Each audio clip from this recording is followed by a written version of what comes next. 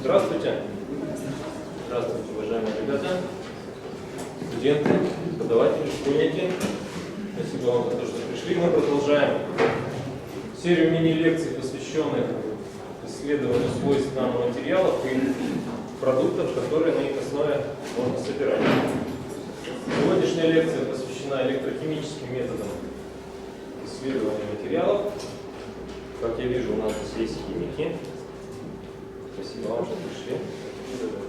Если я буду врать или путаться, я попрошу Марину Григорьевну сделать пояснение на русском языке для всех, потому что наша цель не просто оттарабанить лекции, наша цель понять, как эти вещи исследуются, как строится исследовательский процесс, каких результатов можно достигать. Ну и хочется сказать еще одну маленькую вещь. Все, наверное, слышали, что вчера была вручена Нобелевская премия по химии. Да? И она была вручена за изобретение в свое время литий-ионных батарей. И сегодня часть нашей лекции будет посвящена как раз этим батареям и тем принципам, на которых они построены. Так что материал горячий. Спасибо. Мы можем начинать. Профессор Суманасекера. Thank you very much for coming, such a big crowd here today. So I hope most of you have a chemistry background, so that will help. So today I'm going to talk about this electrochemical characterization techniques, mostly focused on energy storage devices like batteries, capacitors, and things like that. So first we need to know what are some electrochemical processes, most common electrochemical processes we know. So everybody is familiar with simple voltaic cell consists of copper and zinc. So you have electrochemical reactions happening at the cathode and the anode, so giving you the voltage. So I think everybody is familiar with this kind of work. So I think I'm going to expand this one to talk about secondary batteries like lithium-ion batteries, so things like that. Then another important electrochemical process is the corrosion, right? Everybody knows about corrosion. So mostly everybody knows the rust, iron oxidizing to make iron oxide. So like it's happening here at the iron surface here. You have this oxidation happening at the iron surface. So one thing is important, this corrosion is not limited to iron, right? So it can happen in many metals and also in semiconductors. This is a very big issue to handle how the corrosion can be controlled. So another important electrochemical process is the electrolysis, mostly the electrocatalytic processes. So you can use some kind of engineered material to produce hydrogen and oxygen from reaction given by the reaction here. So mostly you have oxidation happening here and reduction happening here. You have hydrogen evolution from here. This is a very interesting area of research, right? So maybe you can. Тут, наверное, из картинок все понятно. I think this is very general, right? So. Самая простая химическая батарея и явление коррозии, причем не только в металлах, но и в полупроводниках.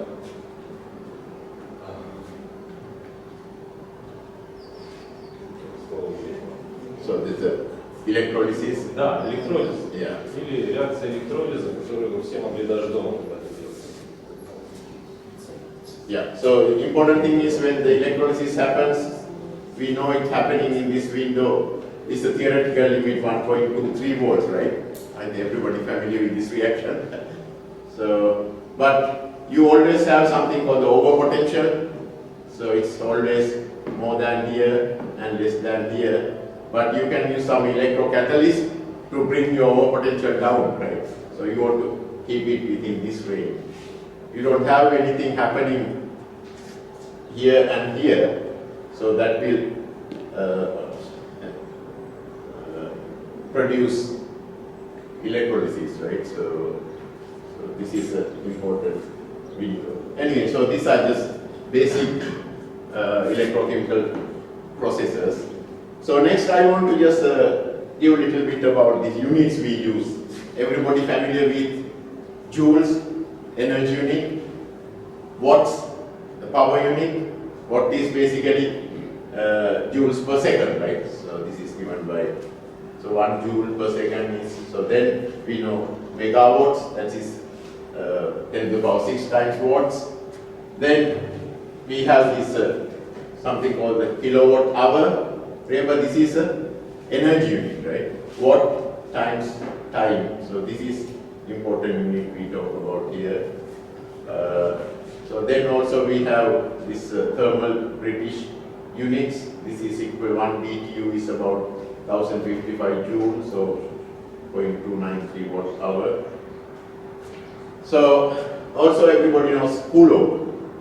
Charge is measured in Coulomb, right? Coulomb is basically ampere times second. Remember, we define ampere as Coulomb per second. So, but in electrochemical, these battery units, we usually, because Coulomb is ampere times second, but we usually express this one as milliampere, and this is as hours. So this is standard unit. So that means this is 10 to the power minus 3. This is 1 over 4,600, right? So 3,600. 1 hour, right? Yeah. So these are some basic units we are talking about every Just straight, yeah. Единицы измерения сверху самые обычные физические системы СИ, то есть джоули, ватты, джоули в секунду, мегаватт. А конкретно в этих задачах, связанных с производством батарей, с аккумуляторами, используются немножко другие несистемные единицы. Честно говоря, я не очень понимаю зачем, но, видимо, так привычнее. Киловатт-часы, британские термические единицы, но мы, наверное, их не будем использовать, тем более, что они почти равны джоулю. Ну и вот кулон, который равен ампер, помноженный на секунду. Ну, все они привычные, да. На аккумуляторах вы видите именно миллиампер часы. So milliampere hour is charge, right? It's a charge. But if you multiply by your voltage, the voltage times Q is your energy given by joules or watt hour or whatever. So this is important thing to remember. If you multiply milliampere hour per gram by volts, you get watt hour per kilogram. You can easily show that. So we are talking about battery energy in watt hour per kilogram or milliampere hour per gram. So please keep in mind those units. We have the eraser. Find this. That's okay. Just a minute. Yeah. Okay. So now, we are going to talk about 3 different characterization techniques. I hope everybody familiar with the cyclic voltammetry. So this can tell you a lot of information about contributions coming from the Faraday processes and also the double layer charging. So we'll talk about this double layer charging process. So in this one, what we are doing is, if you start from your potential at some low voltage, so this is your potential as a function of time. So you first move your voltage to more positive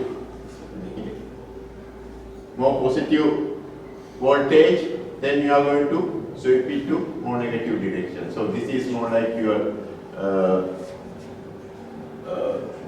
oxidation reaction. This is more like your redox reaction. So if you look at your resulting current here as a function of potential, So you're sweeping your voltage like this. You have, so the anodic reaction happening here. So that is your oxidation reaction. And when you go this way, you are going to see, you are going to see your reduction reaction happening at the cathode. So if your reaction is completely reversible, the peak value of your cathode reaction is equal to peak value of your anode reaction. Несколько способов исследования батарей. Циклическая вольтометрия. Вольтамперометрия. То есть получается, мы что-то сначала заряжаем, потом разряжаем, и мы можем делать это много раз. И таким образом исследовать процессы окисления и восстановления, и, например, насколько эти реакции обратимы. Это очень важно, когда вы вашу батарею в телефоне хотите заряжать хотя бы 2-3 года, и чтобы она не разряжалась, вы должны знать, что эти процессы совершенно обратимы, она не деградирует. Okay, so then also we do something called the galvanostatic or amperostatic case. In that case, we keep our current as constant. We don't change the current. So then we are looking at how the potential changes with time. So these two are, we are doing these two measurements all the time. So from here you can get all the information about how much charge during this time and also what kind of potential you are getting here. Другой хороший метод — это гамма-статика, когда вы постоянным током начинаете заряжать вашу батарею, которую исследуете, и следите за тем, какое в ней будет напряжение. Вообще хотелось пояснить, что специализация профессора Суманасекера — это исследование свойств разных материалов с помощью таких довольно простых методов. То есть из этой кривой можно вытащить кучу всего. Как быстро этот процесс выходит на насыщение, сколько оно длится, как этот процессы меняются потом, и если мы выключим, что происходит дальше. Okay, so third technique we are going to talk about is the electrochemical impedance spectroscopy. So we call the EIS. This is also very important measurements. You can get all the information.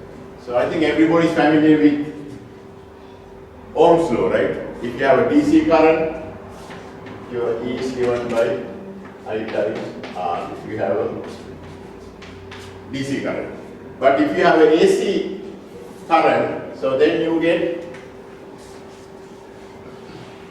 AC voltage here. So then I can write my this E frequency. This is the frequency.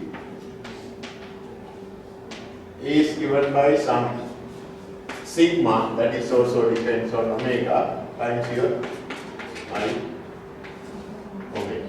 So this is called the impedance. So this is a complex number. So C omega is given by R plus I times your, this is your real part, this is your imaginary part. Еще одним интересным методом является импедансометрия.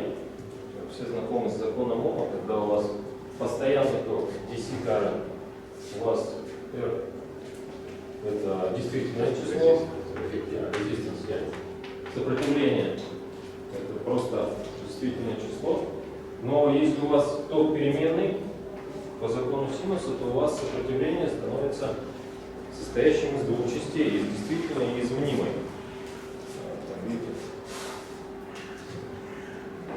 Таким образом, мы можем исследовать обе части и из них тоже вытаскивать свойства материала. Yeah. So typical impedance spectrometry is a very simple technique. What you have is you use some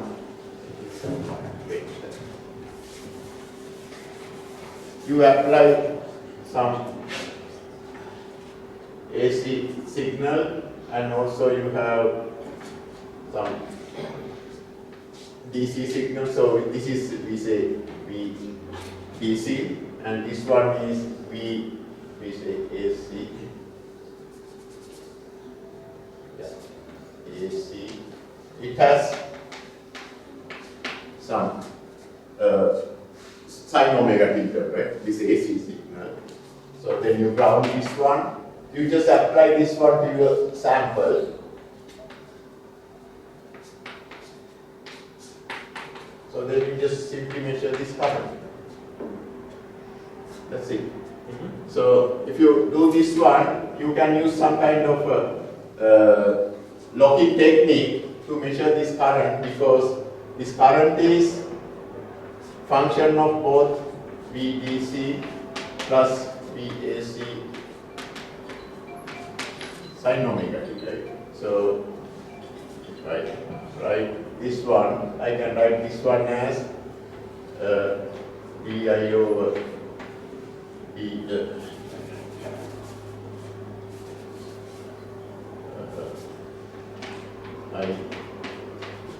DC plus DI over dV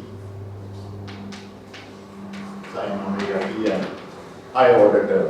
So this is basically d over dV is your C. That's how you can measure this C by measuring your this second harmonic signal. I think that's not important. Yeah. So thing is, you can measure your C.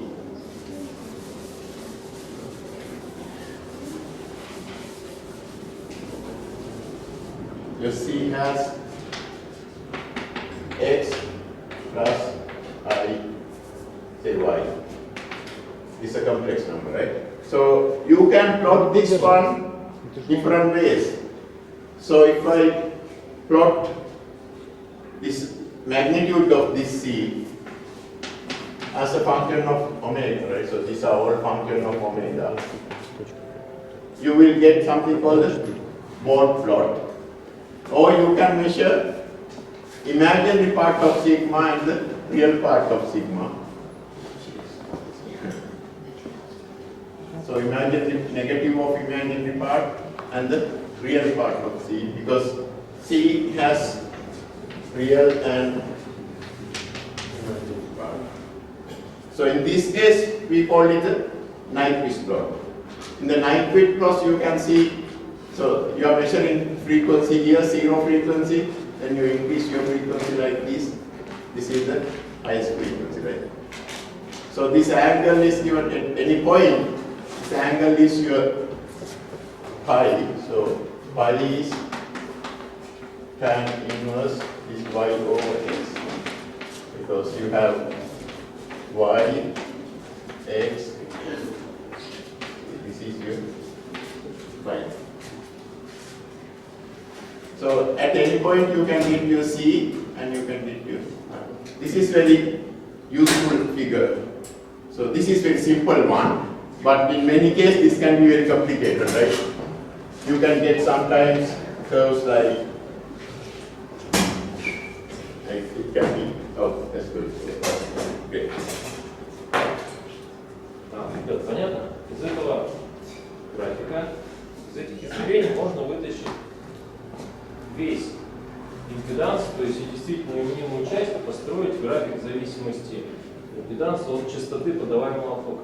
Gамини, which characteristics we can found from this? Yes, yeah. So that's it. Because if you have some kind of any complicated pattern, so you are measuring this one, right? So like, what you are measuring is negative imaginary part of C and your real part of C.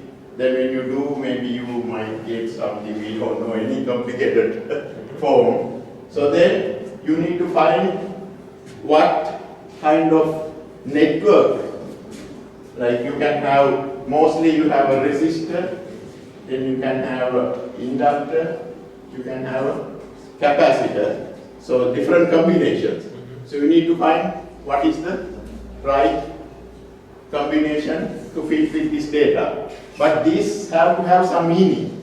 So typically, always this is electrochemical cell, right? You have your electrode, then you have electrolyte here. Always you have something called solution resistance. Always you have solution resistance, something like this. That is always a series resistance. Then you have a double layer capacitance, because here you have some ions, right? If you have positive ions here, so then on the electrode you can have negative. So then you have something called this one is called the double layer capacitance, electrical double layer capacitance. That's a capacitor, simply this one. Right? So that something like here. So then you can have some charge transfer, another resistance, because when you have, so these are some charges here, so you can have from here, you can get some electrons going this way or electrons coming this way. You have some electron transfer reaction. So that is also given by some resistance. We call it charge transfer resistance. So then these ions in the solution is, suppose you have positive ions and negative ions. They have to diffuse, right, from here to here and here to here. There's some kind of diffusion. So that is given by something called the Warburg component here. So that is actually what we are giving this long tail. This tail is coming, this part is coming due to diffusion. So that means if I have something like this, I can have circle like this. So this means I can have something like series resistance, then I can have for this circle, then I can have another one, maybe another something to represent this circle, and like that you can model your network. Давайте я попробую объяснить. Смотрите, ребята, когда мы исследуем какую-то сложную систему физико-химическую, например, батарею, в которой происходит много разных явлений, мы можем снять вот такой Nyquist Curve и сопоставить ему некую электрическую цепь, в которой будут сопротивления, емкости, ну и, наверное, какие-то индуктивности еще. То есть в графику мы сопоставляем цепь. А каждому элементу этой цепи можно сопоставить определенный физический процесс. И таким образом мы из графика можем вытащить интенсивность процесса. Например, Гамини говорил про трансфер заряда, про диффузию, про емкость двойного электрического слоя. То есть у нас есть сложный объект, фактически черный ящик. Есть про него какая-то кривулька. Как кривульку сопоставить множество свойств черного ящика вот с помощью такой электрической схемы и измерения по отдельности всех ее параметров. Если кривая будет сложной, то эта схема тоже будет сложной. И, опять же, множество ее параметров будут отражать множество процессов, происходящих внутри системы. Понятнее немножечко? Okay. So in this talk I'm going to talk about 3 different electrochemical energy technology systems. So first one is actually mostly I'm going to talk about these two, but I want to introduce the fuel cell also. Fuel cell is nothing but you have this anode and cathode. So you introduce hydrogen from one end and oxygen, that is simply air. This is the hard part, right? That's why fuel cells are not practical. You cannot find hydrogen. You need to have hydrogen gas freely available. If you use for a car, you need to have gas cylinder sitting in your car. That's not very practical. So what the important thing is, once you have hydrogen, so then hydrogen needs to be this is a molecular hydrogen. So that needs to become atomic hydrogen. That's also not an easy thing, right? To get hydrogen to this one, you need some catalyst. So the most common catalyst people use is, anybody know what is the best catalyst? It's a platinum, right? So platinum is very expensive. So that's one reason why fuel cells are still not very popular. So you need to have catalyst. But a lot of research to find better or cheaper catalysts. So still things like iridium, these are also still pretty expensive.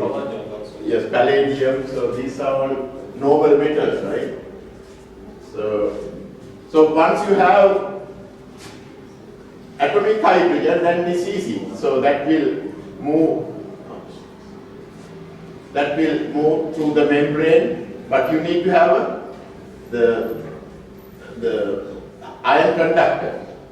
So you need to have hydrogen conductor. That hydrogen ion should move from this end to this end. Then you have electron coming here. So they combine with electron. Then you have H plus. So then you have oxygen coming here. So eventually it makes water. It's pretty neat. So your byproduct is only water. So then in the process you make the electricity. So these are the two major hurdles. One is the catalyst you need to make this reaction. Next one is we have to find hydrogen. These two are the major concerns for fuel cells. Сегодняшняя лекция посвящена 3 типам батарей, в основном второму и третьему, но хочется отдельно сказать про топливные ячейки.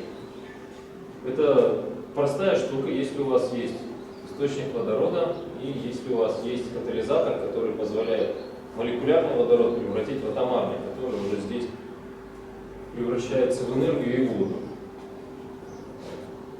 Катализаторы это довольно дорогие материалы. Самый лучший это платина, еще палладий, иридий. Actually, people are trying even things like MOS2 and still a lot of research going on. Ну и вы должны, например, в вашей машине иметь бак для водорода, некий довольно прочный цилиндр. И вот этот процесс превращения, он требует хорошего проводника для ионов водорода, и это тоже отдельная научная проблема. Поэтому топливные ячейки, несмотря на относительную простоту и понятность идеи, до сих пор не приобрели большого распространения. So next device, I think that's what I'm going to talk about next mostly, the batteries. This is the secondary batteries, rechargeable batteries, right?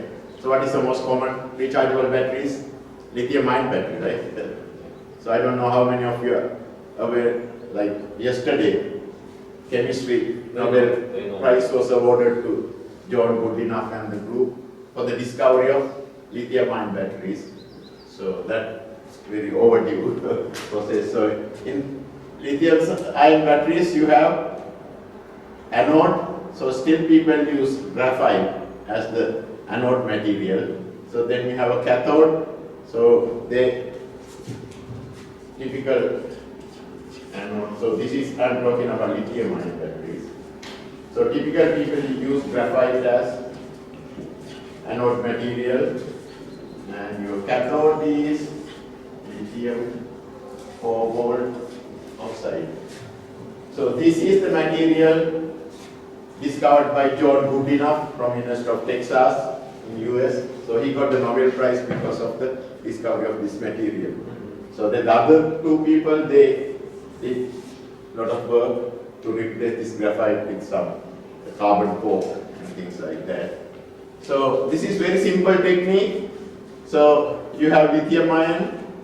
So this lithium ion will go in the, everybody familiar with graphite? So graphite has something called a graphene, right? So these are individual graphene layers. These are very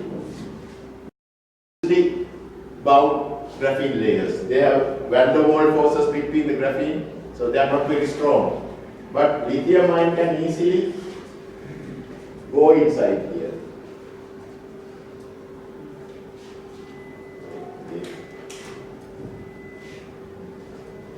So that is what we call the charging.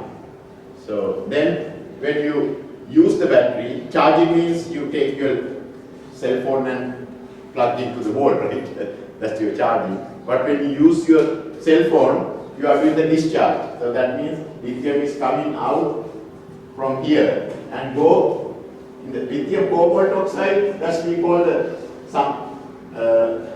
they have layered structure but not planar like graphene. So but still they have this space in between the layers. So still lithium ion can go inside. So this you can do very reversibly. Charging, discharging, then again charge, it will come here, discharging will go back. So you can do many times. Still, this structure will stay good. That's why they are not very high density, but you can use it for many times. That's why lithium ion batteries are still good. So you can see a lot of applications based on these lithium ion batteries. Your cell phones, your laptops, some electric vehicles, even some buses. So people are even trying to make large this for stationary applications. So still lithium ion batteries are used.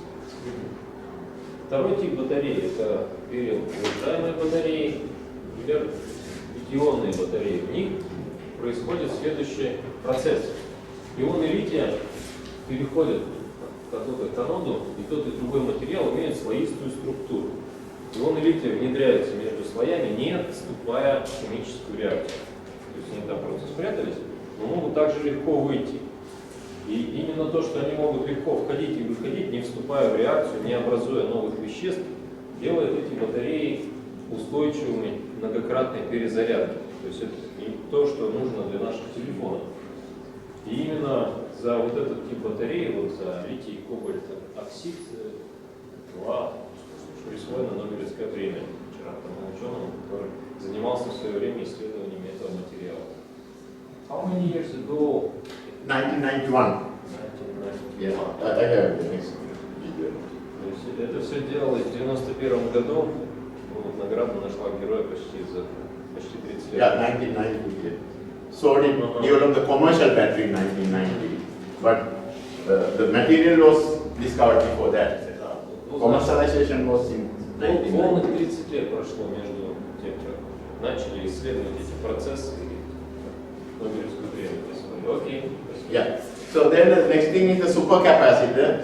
One thing is batteries, they have high energy. You can put a lot of charge into the system. Like you can put more and more lithium, so you get high energy. But sometimes it's important how fast you can charge your battery, right? Sometimes how long you have to charge your cell phone. Overnight. That's not good. You should be able to charge it like in 10 minutes. So that means we need to have something called the power, high power density. So batteries are not very high power density materials, but they are very high energy density. That's why supercapacitors are important. Supercapacitors, you can charge very fast and you can discharge very fast. So supercapacitors, very simple. You have two electrodes, then you have this double layer capacitors, right? You have say plus charges, negative electronic charges, then you have this ion link. So this side you have positive. So then now you have simple capacitor here. So you have another double layer capacitor here. So this will give you high capacitance. So two capacitors in series. So these are important for get high power. I will talk about this one in more details. Третий тип батареи – это суперконденсаторы. Смотрите, в перезаряжаемых батареях и аккумуляторах нам важно запасти побольше энергии, чтобы телефон работал подольше. Но хотелось бы, чтобы он еще мог заряжаться или разряжаться быстро. Ну, разряжаться не в смысле садиться, а, например, когда вы запускаете мотор зимой, вам нужен большой ток. И вы там, вам нужно возить вот такой аккумулятор с собой в машине, чтобы 1,5 секунды в сутки он поработал. Это довольно глупо. Чем хороши конденсаторы? Они умеют очень быстро заряжаться и разряжаться, и как раз их любят использовать в таких местах, где нужно одномоментно выдать большой ток или одномоментно его завелить. А суперконденсаторы построены на основе двойного электрического слоя. Что это такое? На поверхности какого-то материала вы можете на поверхность нанести носители заряда, и они будут друг с другом образовывать двойной электрический слой. То есть поверхность зарядится одним образом, положительно, например, а носители отрицательно, при этом они не будут смешиваться. Помните формулу из физики? Чем меньше расстояние, тем больше емкость. А тут, получается, у нас нет никакого разделителя. Частички сидят прямо на поверхности. То есть расстояние очень маленькое, речь идет о межатомных расстояниях. Соответственно, емкость позволяет нам делать не просто конденсаторы, а суперконденсаторы, которые на несколько порядков более емкие. Yeah, so for capacitors are used in many applications like power brakes and forklifts. So because you need to quickly grab something, so there are a lot of applications already for capacitors. So if you look at, everybody's familiar with Tesla car, right? So it's the electric vehicles. So this is what is specs in the United States by the Department of Energy.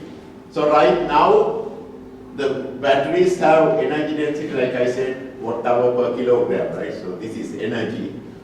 So right now we have only like 200 watt-hour per kilogram. But the batteries are also very expensive, like $150 per kilowatt-hour. But for this electricity, how much do we pay? Kilowatt-hour is like few rubles, right? So, but battery kilowatt-hour is very expensive. $150 per 1 kilowatt-hour. Cycle life also, your battery lasts only maybe 10 years. So you can do maybe only few thousand recharging. Also charging rate is few hours. If you plug in your car to charge. Also there are some safety issues also. But what people want is, you need to have density about 500, much double of your density. Then you need to have cost reduced by at least 3 times. So about get to down to like $50 per kilowatt hours, and the cycle life should be more than 25 years. So then your charging time should be much less, right? 10 minutes is good. So then also to make sure your battery is safe. So everybody knows that lithium-ion batteries have had some accidents, right? You have seen like some explosions. So those are not. Lithium is not a safe metal.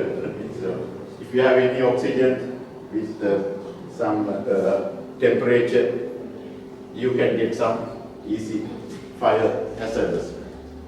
Окей, ребят, ну, наверное, все ездили на Тесла.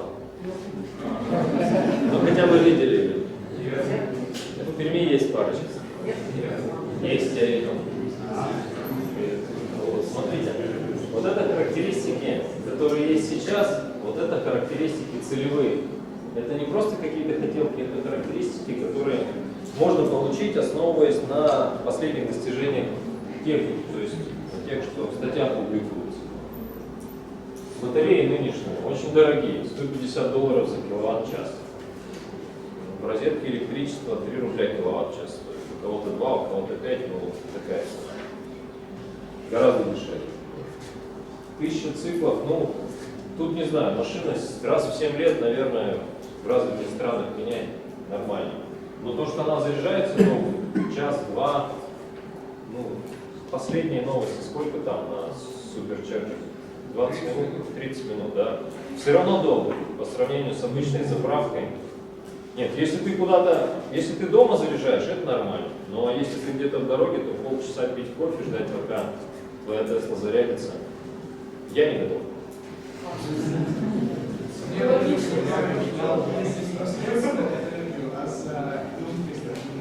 За батареей с такой емкостью. То есть там цена указана непосредственно за энергию, как мы сделали. Там за киловатт час емкости указана. То есть вот какая там батарея? Сколько? 40 киловатт или 60? 100 киловатт. Да.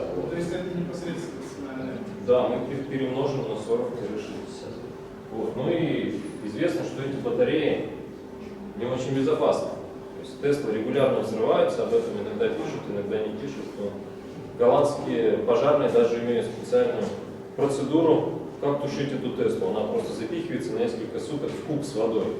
И там держится, ничего с ней больше никто не делает. Наверное, потом сразу вот. А хочется, чтобы было вот так.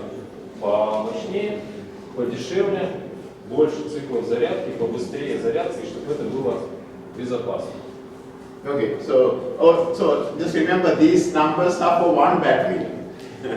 But if you put it in a car, you have to make a stack. You have to put like 50 batteries, right? So if you have many batteries, like if you put all these batteries together, like that, then your capacity is going to be less, right? Because some batteries might have low voltage compared to other batteries, then your overall voltage is going to be not like 10 times what you have. So that means if you want to go from sell this for one battery, if you want to go for system is like putting all together, then you need to have something even not energy at least. You can expect only less energy.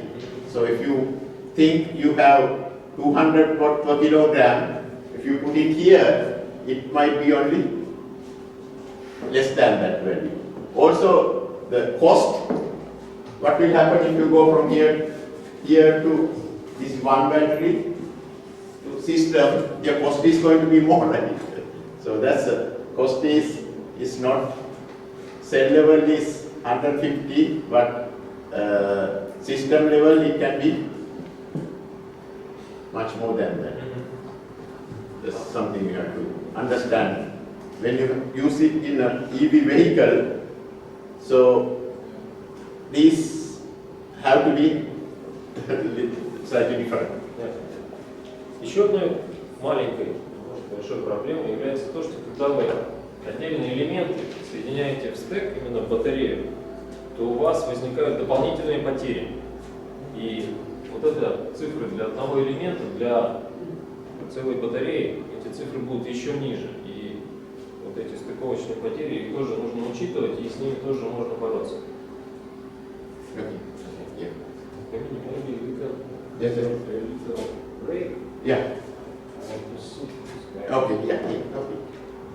Ребят, давайте минуточку прервемся. Мне кажется, что мы можем сесть чуть поплотнее и тех ребят, которые стоят сзади, усадить, чтобы им было лучше видно и слышно. Спасибо.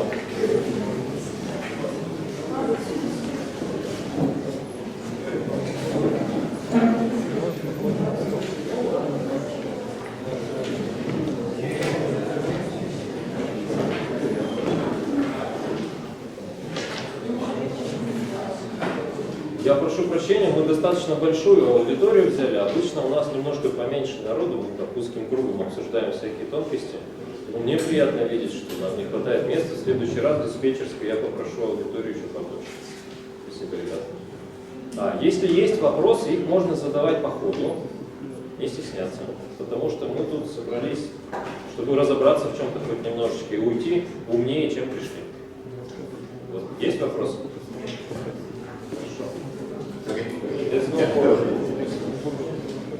So I want to give little comparison here. So here is a nice plot. So this gives you the energy. Remember, this is watt hour per kilogram. This one gives you power. power means watt per kilogram. You know, watt hour is like joule kind of unit, right? So what is energy means? Energy means how far you can go your car, right? It's like the distance.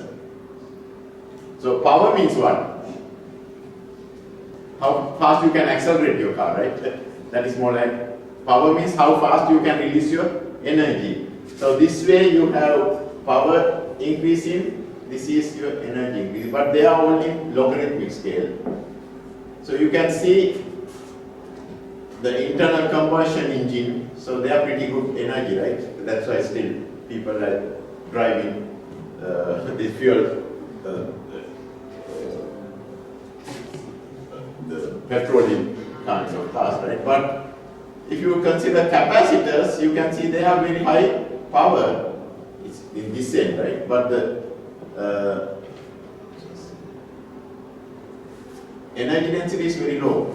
But if you go to lithium-ion batteries, so they have very high energy, but the power also you can actually make it higher. That's why I think lithium-ion batteries are very exciting. Lead-acid batteries, they have high energy, but the power is pretty low. So that's why people are planning to get electric vehicles at least closer to this internal combustion engine, right? So there's a potential you can at least get to this level. This means you have power about 10 to the power 3. This is watt per kilogram, and your energy about 200 to 300 watt hour per kilogram, right? That's what we were aiming for. This is like 200, 300 dB. If you look at these, slope of these ones give you the charging times, right? So here, so if you can get this one to like 0.1 hour, that's pretty good, right? This one, this molecular charging time. Pure. Capacitors can be charged very fast. So this slope is the indication of how fast you are. Like if you take lead-acid batteries, they are charging pretty slowly. So this is some comparison better to have nickel metal hydrides, lead-acid, even fuel cells. So I think lithium-ion batteries are still pretty good. Смотрите, ребята, интересная диаграмма. По оси Y отложена энергия запасаемая. Она показывает, как далеко вы можете уехать. По оси X отложена мощность. Она показывает, как быстро вы можете разгоняться. И тут логарифмическая шкала, то есть каждая отметка в 10 раз превышает предыдущую. И отложенные типы батарей. Вот это вот зелененькое, кто понял, что это? Это двигатель внутреннего сгорания, обычный, который в наших машинах стоит. У него большая мощность и у него большой запас хода. И когда Грета Тунберг орет там на всех, что мы должны отказаться вот от этой штучки в пользу чего-то вот этого, мне кажется, она просто не понимает, о чем говорит. Цель ребят, которые сейчас все делают электрические двигатели, она вот здесь идет. Она пониже, чем двигатель внутреннего сгорания, но близко к этому. Но до тут еще надо дойти. Пока что мы имеем то, что имеем, показатели всех батарей гораздо хуже, чем у двигателя внутреннего сгорания. Okay. So when you look at the batteries, actually the lithium-ion batteries are all based on something called the insertion chemistry. Insertion means you make lithium go in and make lithium come out, right? Charge and discharge. So that can only make some specific, like if you graphite is what? Carbon, right? So carbon. So the maximum you can get is, if you put lithium like this, you can get only 1. For 6 carbon atoms, you can have only 1 lithium ion. So that's because it's only insertion.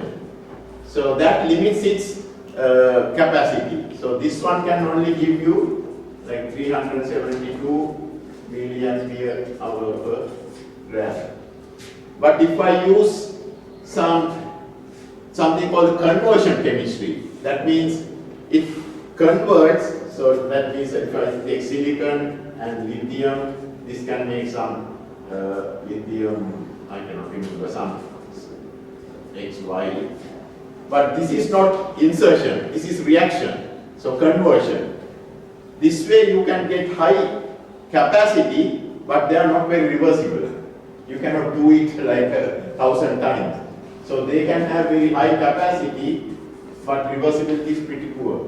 That's why I think still people like to keep insertion-based batteries for longer cyclability. Very recently, except for graphite, they found another material called lithium titanium, Li4Ti5O12. This is another layered structure.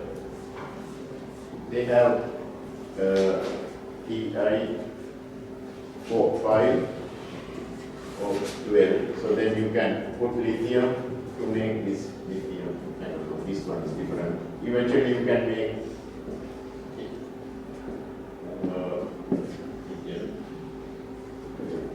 so this is another insertion material. So but later I'm going to talk about, so this has this potential, graphite has potential almost at zero, right? Like 0.05. So this one has about 1. So the anode is supposed to have lowest possible voltage. I will explain why. So the anode potential should be, if I take, say this is the anode, so this side, if I say cathode, I want to have lowest possible potential for anode and the highest possible potential for the cathode. So then your real voltage is what? The difference between the two, right? If this is high, this is low, your difference is large, right? If this is high, what will happen? Your difference is low. So that's not good, right? So that means you need to have lowest possible anode voltage and highest possible cathode voltage. But compared to graphite, lithium has high value here. That means your total voltage is low. So that way it is not better than graphite, but they can be charged very fast, at least 10 times faster than graphite based cells. So that's why I think these are exciting. So this is that layered structure, like lithium cobalt oxide. This is lithium cobalt oxide. So this is say graphite. So this is lithium titanium.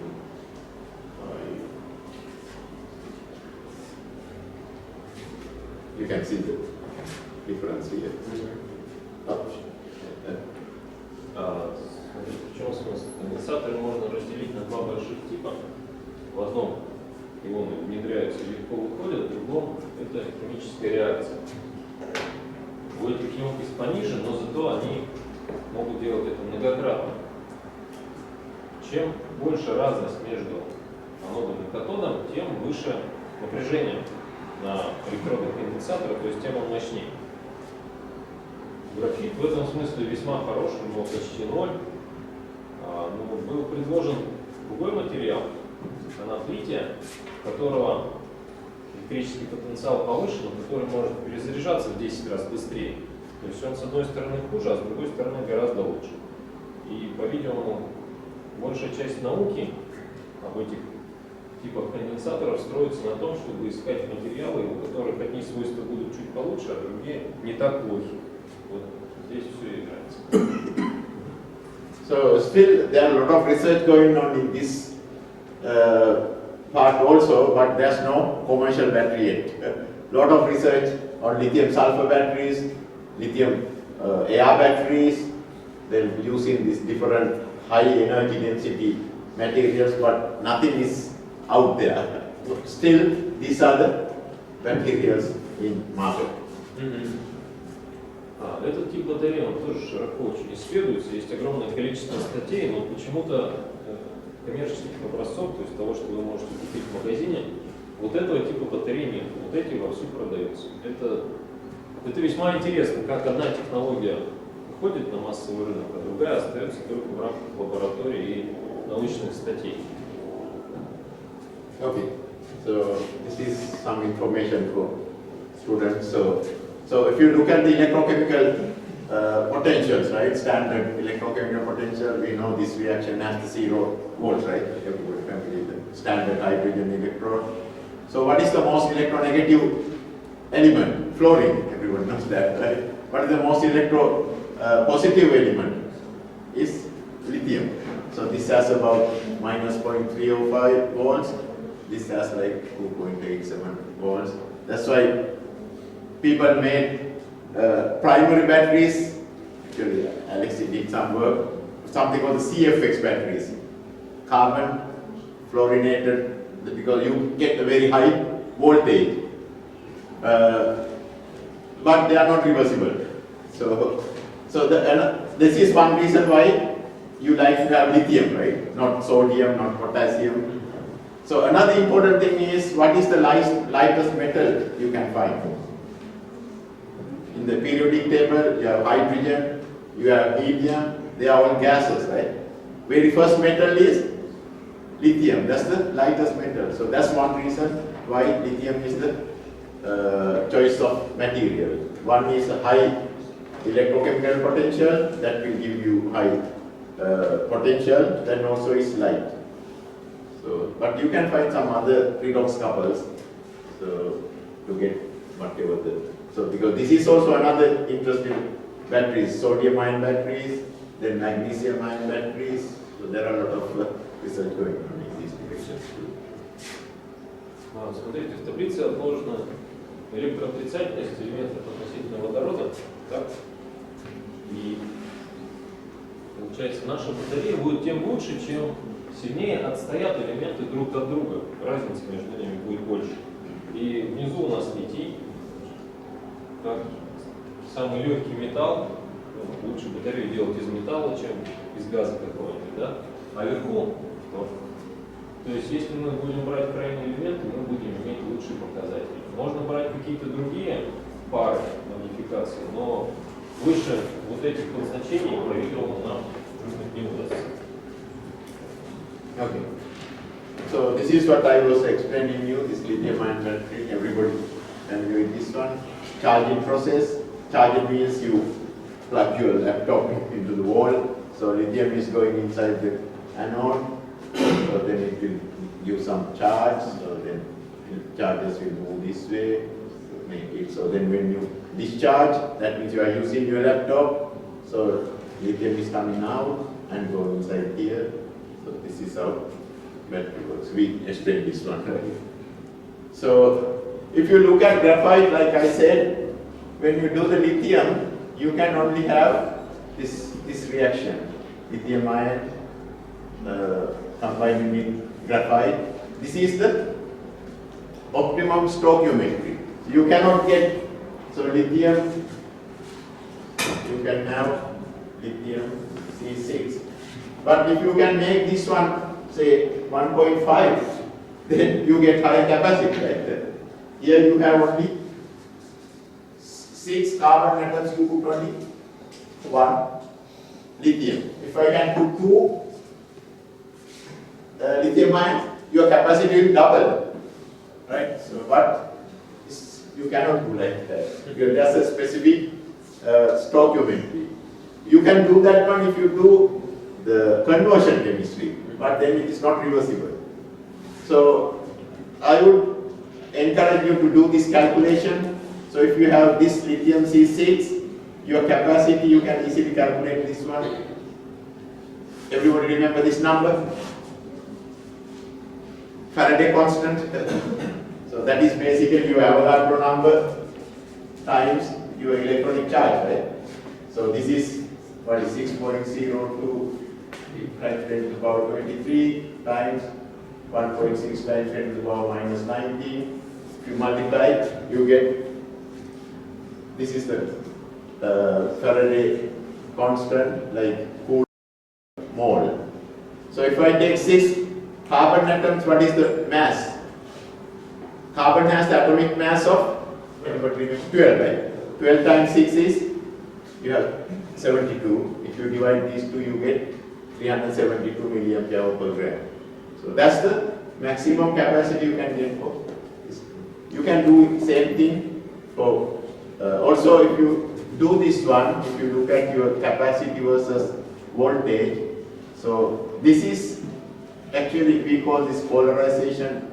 So most of the intercalation happens in this constant plateau region. This is where your charge is going in. So you can see that comes to about 372, right?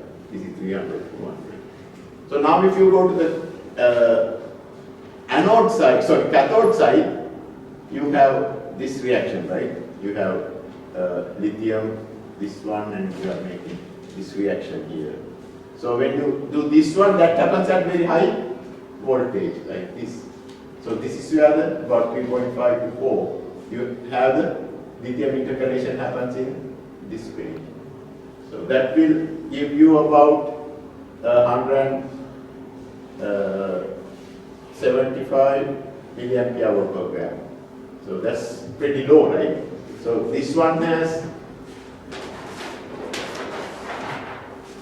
so lithium C6 will give you 372 milliampere per gram. So lithium, cobalt, oxygen, this will have about 170. You cannot take a fixed number, say 180, the 175 million. Okay. So now how do you make a full battery? You have to combine the two, right? That's very difficult problem. I'll talk about that at the end. People develop your anode material, they get this number, right? So, but when they do that one, they do something called a half cell. Half cell means this is your material, say graphite. They test against lithium metal. Lithium metal. So that's how they get this number. When they test this one, again they do half cell. You have lithium, then you have this lithium, cobalt, oxide. Then you test this one and they get this number. But when you have to make the full battery, what you have to do? You have to add graphite and this one, right? So what you need to have, this is the full battery, graphite and lithium, cobalt oxide. So when you do this one, you have to be very careful because one has 372, other one has 175. When you do this together, it's going to be controlled by the lower one, right? Because you don't have the higher one. So then what can you do? Any idea? You can You can make more thin layer of carbon and like more large layer of That's right. So we call this a mass balance. So you have to put more mass from here to match with the, because this has low capacity, that means you need to have more mass to balance the two. That's very tricky problem. So that I can show you if I have time. That is called the mass balance. So typically when people give the numbers, they give numbers with lithium metal. But eventually you need the battery with the real two electrodes. Please remember that one. Я думаю, что все ясно, но я все-таки поясню. Литий-ионная батарея состоит из анода и катода, и у них происходят немножко разные процессы. В аноде получается у нас литий входит в графитовую решетку, при этом емкость такого элемента будет вот такой, она легко вычисляется, исходя из стихиометрии образовавшегося соединения литий С6. Да? А в катоде у нас литий кобальт 2. И там емкость будет немножко другой. Что Чтобы получить батарею, нужно соединить их вместе, но так как емкости разные, нужно очень хорошо сбалансировать их по массе, чтобы излишки заряда не возникали. Вот была высказана правильная идея. Их должно быть не одинаковое количество. Да, это будет работать как надо. Okay. So you can see like 90 people started with graphite and lithium cobalt oxide. So since then people have done a lot of work. You can see what they have done. So they have put like we have this lithium cobalt oxide, right? So then they started putting different metals here. They put like nickel, then they started putting additional manganese, then even iron. So different metals they are going to replace cobalt with. Also it's important to have transition metals in the system.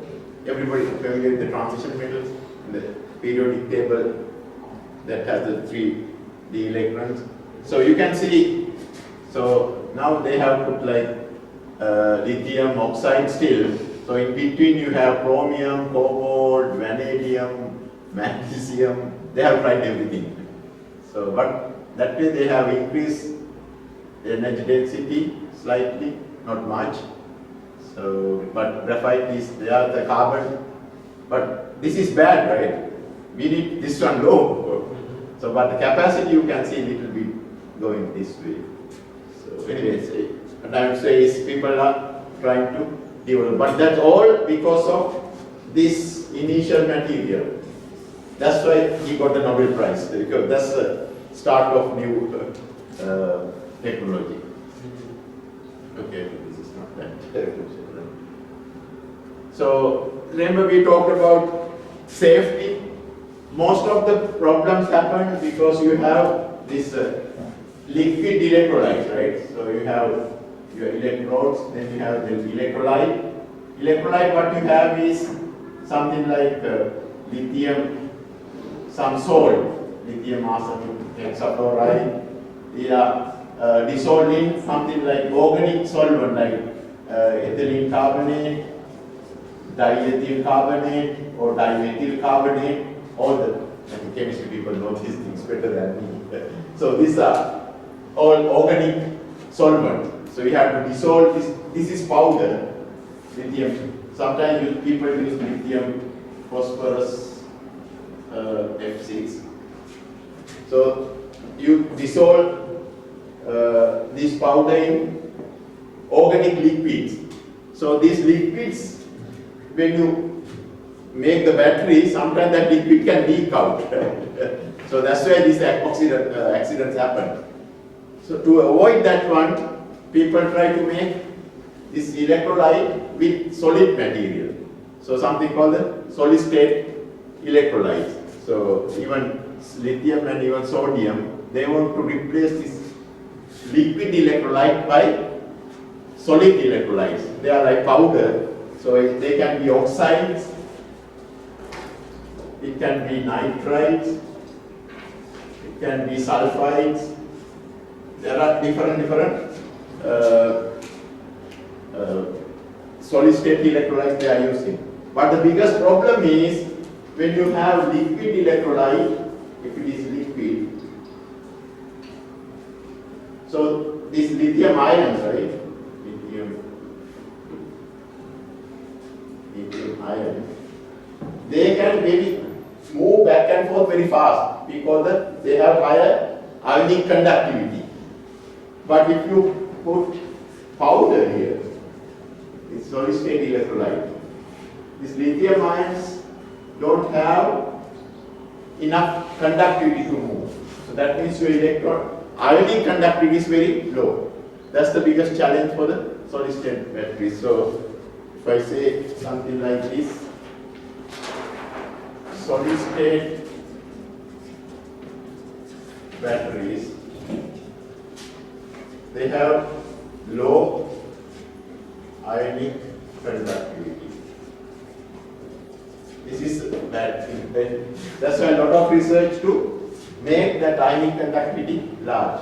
So if you can get something even 10 to the power minus 4 Siemens per centimeter inverse, that is good enough. That's quick you can do it. Несколько слов о безопасности. Очень хочется собирать полностью твердотельные батареи, то есть вообще без жидкости внутри, да, без электролита жидкого.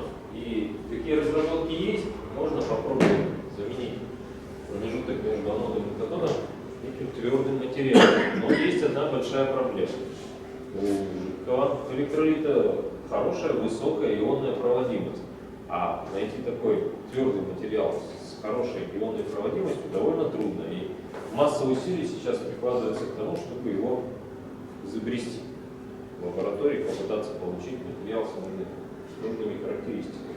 Тогда мы сможем избежать разных инцидентов, связанных с вспуханием батареи, с вытеканием электролита, со взрывами, они будут совершенно безопасны.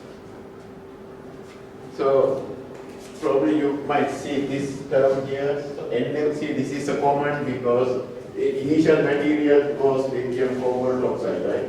Now the best material people find, that's what they use in the Tesla and all these batteries, that is called NMC. This means nickel, manganese and cobalt. So this one has only cobalt, right? So now they have lithium, nickel, manganese, cobalt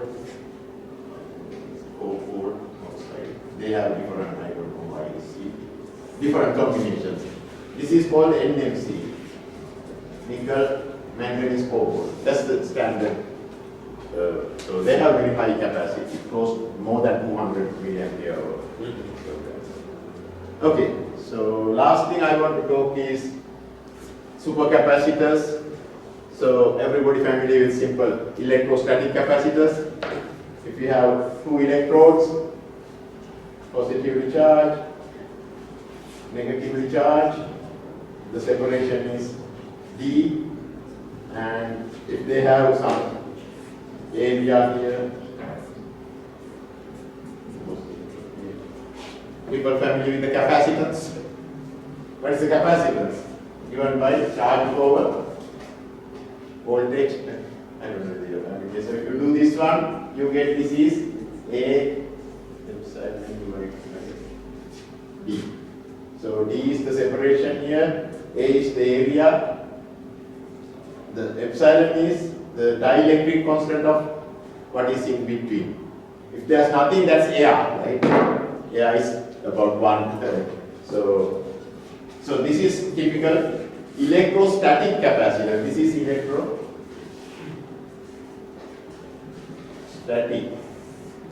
But these capacitors are very small. We are talking about picofarads. Capacitance units, anybody remember? Coulomb per volt, that's called farads.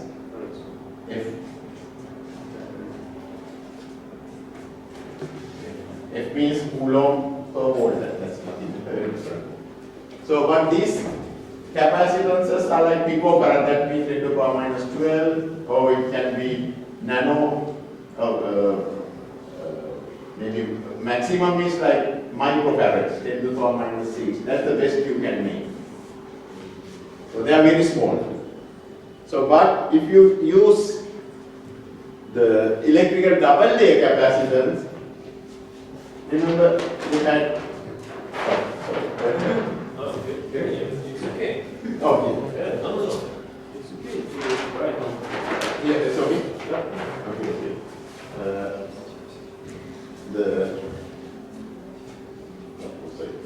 It's like electrical double layer capacitance. Remember this equation, C is given by A epsilon over D, right? So if you make the electrical double layer capacitance, you have this negative electron, so positive charges here, lack of electrons, then you have ions here, right, from the electrolyte, negative. So this separation Still this is positive, negative, right? You have positive, negative. What is this separator? That is only angstrom level. Right? So that means your D becomes very small. That means your C can be very huge. Then also you can find this material like a very high surface area material. You know surface area, right? You can make like activated carbon. So they have very large surface area. So if you take like this, it's all surface. So surface area can be as large as some material can be 3000 meters squared per gram. So if you take 1 gram of this material, that can have few thousand meters squared. That's bigger than a football field, right? That's huge. That means your A is very large. D is so small, that means you can make your capacitance really large. That's why the supercapacitors, or sometimes they call the ultracapacitors, they have capacitance in the order of farad, not microfarads. We have made, I think, Alex made something that has 200 farads per gram, right? Yeah. So we can make like 200 farads per gram. So you can see how much you can improve the capacitance using the electrochemical double layer capacitors. So this shows you how everything I described. So, but this capacitance is coming from the double layer. But there's another something called the pseudo capacitance. That means you can have some additional these solvated ions. So when they are in contact with the surface, you can have some charge transfer from here to here or here to here. That will give you additional capacitance for the pseudo capacitance. So if you look at simple double layer capacitance, if I plot I versus V, typically we are going to see something maybe something like this, right? But if this is only the electrical double layer capacitance. But if I have any pseudo capacitance, you are going to see something additional effect coming from like this. These are all coming from the pseudo capacitance. You can see your capacitance is now increased by large amount, right? So that means by having some material that can give you some functional groups for charge transfer, so they can be conducting polymer. That's what Alex used. Then we use some even molybdenum oxide, molybdenum sulfide, and even molybdenum nitride. So that way you can get extra pseudo capacitors coming in. Суперконденсаторы, еще раз, как я уже говорил, двойной электрический слой, материал с огромной площадью поверхности, вот у того же активированного угля, там, 3000 квадратных метров на грамм, да? Но это не для угля. Ну это не для угля, но это для наночастиц, наверное, которые мы получаем. Это для самых одних из лучших материалов. Вот. То есть огромная площадь поверхности, помните, как в плоском конденсаторе, площадь большая, расстояние наоборот от экстрема. И получается емкость в районе уже, вот, Алексей получал в Штатах 200 фарад на грамм. То есть у вас если 1 грамм, то 200 фарад емкости по сравнению с обычными микро- и пикофарадами мы ушли на много порядков вверх по емкости. Ну и дополнительная прибавка к емкости может быть за счет псевдо емкость получается. То есть еще дополнительно вот здесь вот на границе может быть перетекание заряда и кусочки прибавочки квадратов, которые профессор нарисовал, это дополнительно повышает емкость конденсатора. Okay, so last thing, so how do you measure these capacitors and even battery or supercapacitor? So let me quickly go through that one. In the battery, what you do is you just apply some constant current, say apply milliampere or something. You have initially your open circuit voltage, right? So that is basically, remember you had anode and cathode. Anode, cathode, this difference is your V open circuit. So if this is 4, this is 0.5, this will be 3.5, right? That is this one. So now if I apply current, you will see this voltage is going to go down and eventually. So you need to find this time here, right? If you know the current, then you can calculate your charge. What is the charge?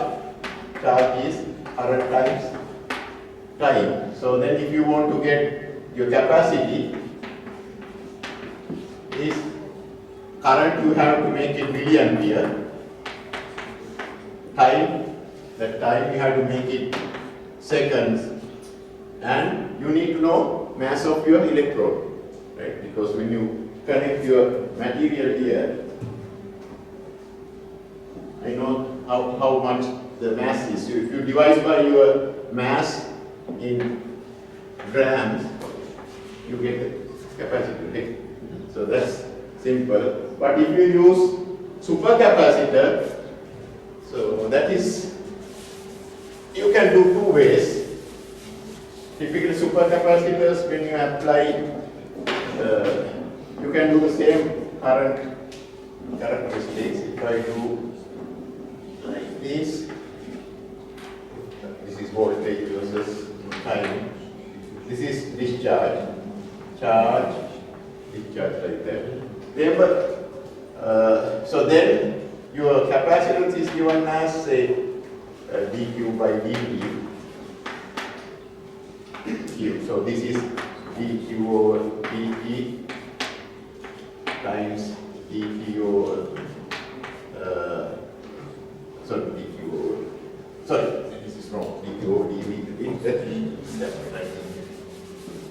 C is given by this one, this is dq over dt times dt over dv. So what is dq over dq is your current. Divided by dv over dt. What is dv over dt? That is the slope, right? V is t, this is t. dv over dt means the slope of this curve. Only thing you need to know is the current you apply. Say if it is 1 milliampere, whatever, that is this number, divided by the slope of this one. If the slope is small, that means you have higher capacitance, right? That means this one has a higher capacity. This one has a higher capacity. Or you can do, even if you do other way, if I measure volt versus current versus voltage, if I have some curve like this, right? You can easily show your capacities. So now your current is different. So this one is given by simply how fast you are going to sweep your voltage. That's very important. So if you this dv over dt term is very great, because you can go from say 0 volts to say 3 volts. You can go slowly or you can go fast, depending on that. So that depends on the area. So I don't think I have time to do that one. You can get capacitance from both ways. Несколько простых способов измерения емкости конденсаторов, которые делаются. Самый простой, мы его заряжаем и смотрим площадь региона. То есть сколько времени получается энергия. Можно еще делать это периодически, его заряжая и разряжая. Тогда мы по наклону этой кривой можем сказать, насколько он мелкий, насколько много он запасает заряда. Ну и также можно делать измерение в зависимости только от напряжения и по площади вот этой вот фигуры тоже считать емкость конденсатора. Это довольно простые электрохимические методы.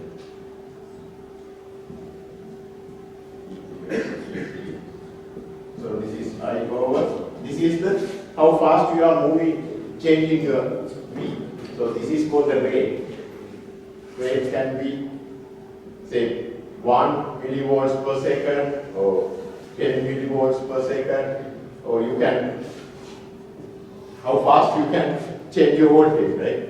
So what is this I? Now I is different, right? You have different I values for this one. That means you have to take the average I. So average I is given by, you have to take I times dt divided by your I divided by your this what will be your maximum 2 points. So you have average here, that is a V1, V2, this is V3. So because we are doing this one, sorry, this is V, right? Sorry, yeah. This small area is I times we are familiar with calculus. So if you take the total current, so this is nothing but area. So you can write this C as area divided by this V2 minus V1 times your rate. So this is C.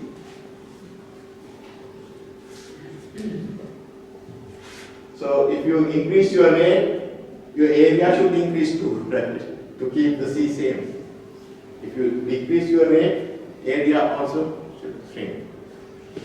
So this is too much detail, I think. Okay, I'll stop here. It has took a little longer than. Any questions?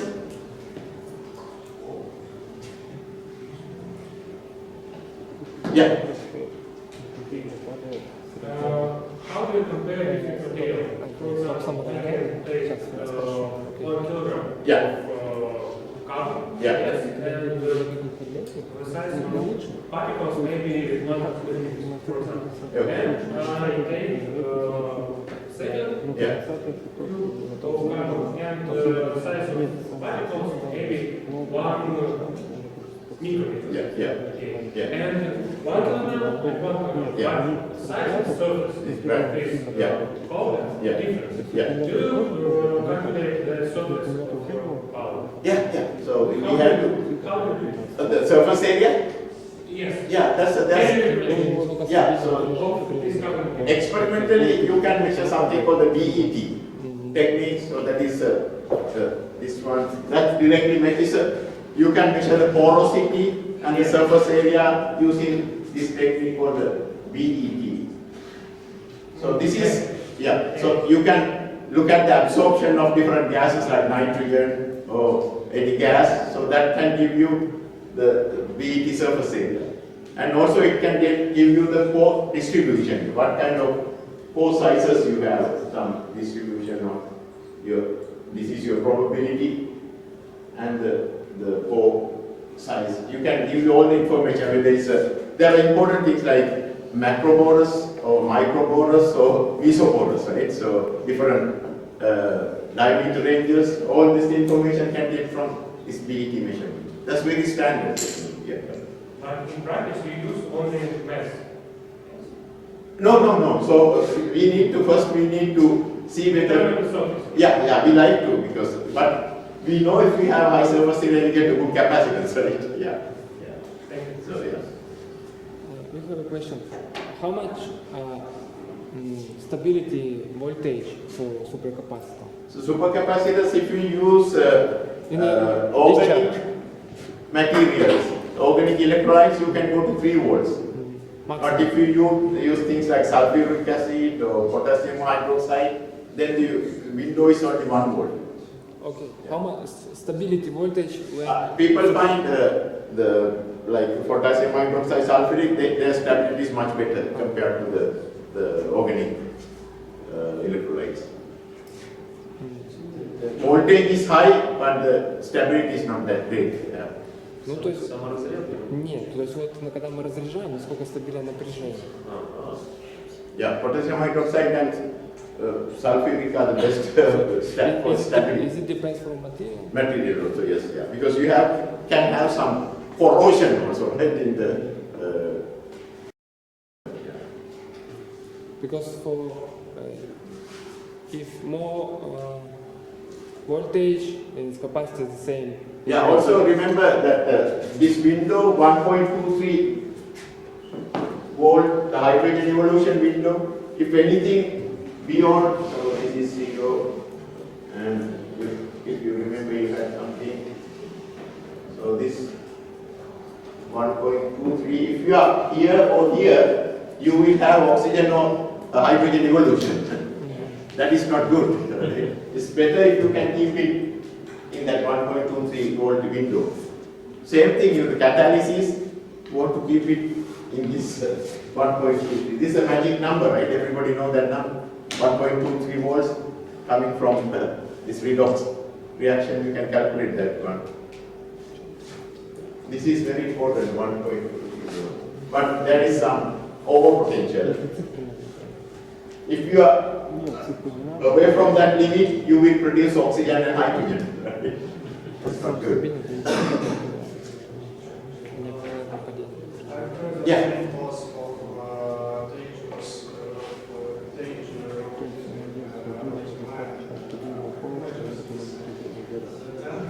Dendrite formation, yes, yes. Yeah. Nowadays, it's a very good point. But that is only when you use lithium metal. Yeah, so because dendrite formation is if you have lithium metal, during the process it makes this kind of, so then it starts growing like this. So then it can pierce through the membrane. So that will show to the cathode side. So, but nowadays people find this is not a big issue, except this become a dead weight. Because after that this kind of breaks, they will hold on to the cathode. There's no electrical connection there. It's become a dead weight. Other than that, dendrite is not a big issue now.